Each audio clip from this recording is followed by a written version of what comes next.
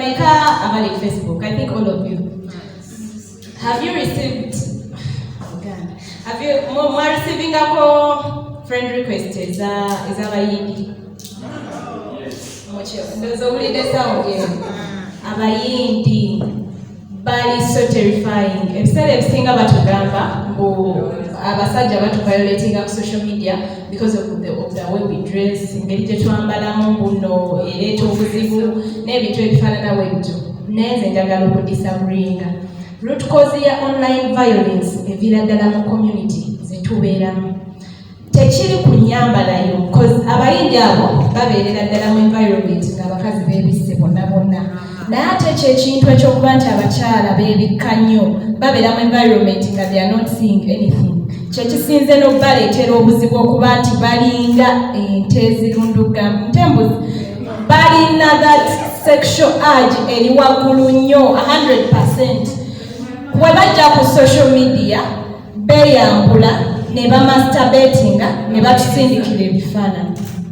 Ebifaananyi ebyo okuntuukako tekiyinza bakyasanya. Already omuntu oyo aba violatinze kubanga abeera ndaze ebintu ebyekyama ate nze byesiina kukola ki kulaba. Asindika message ne woba tomuddamu okumala omwezi buli lunaku osangako message. Batuyisizza bubi nnyo ku social media ne bagitutamya n'ogitutamya lwakuba nti nze solution yange bwe ndaba ng'otandise obinsindikira nankubulookinga ate mba nkwagaza ki. So online violence yamaanyi nnyo mu ggwanga lino. Tutunuulira abakyala bebambula mukwata vidiyo zammwe ez'ekyama abasinga mujja kondeminga mugambe lwaki omuntu oba okwata ki vidiyo ey'ekyama. Naye ate ebiseera ebisinga omuntu obeera ne patanawo mu setting ennungi kyandibadde kiri nti patina wange tuyina ebintu bingi byetukola n'abasajja bennyininyini bintu bingi byokola ne patanaawo nga muli mukwano ebitandize online. Naye omuntu wakwata ebintu ebyo n'abiteeka ku mutimbagano sincerely aba ayagala ki? Ekisinga okunyiiza bwe baripootinga ensonga ezikwatagana ne online violence bw'otuuka ku poliisi abapoliisi bibanyumira nnyo. They will not believe you. Bajja kulabanga bajjatandika okuteeka blame game kugwe already oli victimized nti omuntu yawanisa akagundiko ate okima olumala ne baagala ate bakwatemu gwe.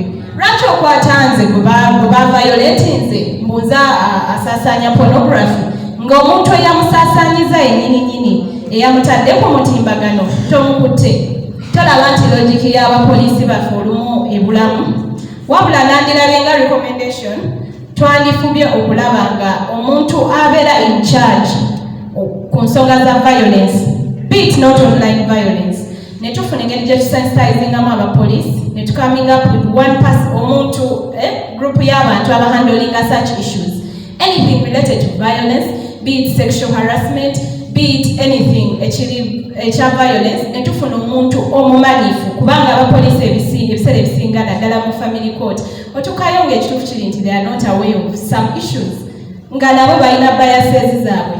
We need people betusobola okuripotingako nga they know engeri gye bayinza okutuyambamu si kutuukayo oripootinga keesi yo ate ne bakola ki ne bakwata ne lo tetibackinga nti lo eyagala ate kwata nze gwe baviolatinze